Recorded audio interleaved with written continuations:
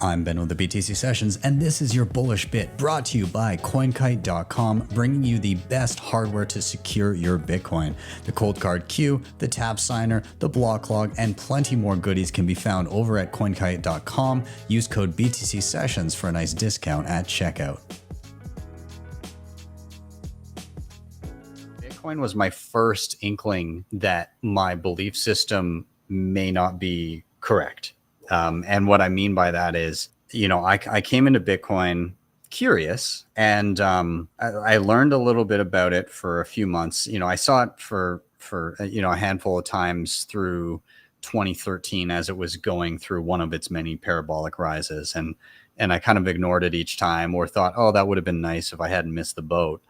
And then as it kind of came through the peak of that year, I was like, oh my God, this is, again, either a Ponzi scheme or there's something there. So I spent a couple months kind of reading up and trying to learn as much as I could before I started getting any Bitcoin. And then when I did, shortly thereafter, the largest exchange on the planet at the time, Mt. Gox, imploded. And I wasn't on that exchange, but it was all over the news. And for the first time ever, something that I spent, in my opinion, a very minimal amount of time understanding, I knew for a fact was being presented completely incorrectly on the news and presented as fact, because the messaging was Bitcoin got hacked and it's done now. And I knew that, no, that was effectively a Bitcoin bank that was poorly managed and lost people's money.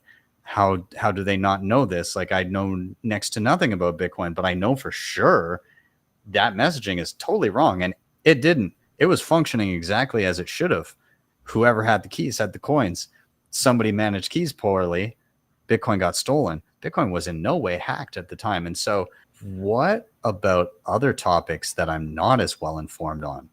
Is it possible that they could also be reporting certain things incorrectly? Like, obviously there's going to be some things reported correctly and other things not. But like, if I knew that this was incorrect, that it gave me that impetus to be like, I need to really question if I trust certain stories on certain things. And I'm in the midst of reading Fiat Food right now.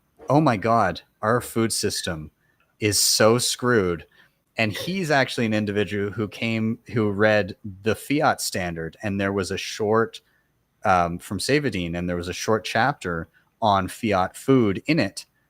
And he agreed with Safe on everything else, and he got to that, and he was like, this sounds like total BS. Like, I'm going to start fact checking this. He was like, actually, it was massively understated how corrupt our entire food system is. And he goes through the entire history. And it's, again, like, you begin to question things. And, I'm now questioning everything I knew about health and food. And so yeah, there's all kind of rabbit holes you could go down. The self-improvement. I think there's a general tendency to question things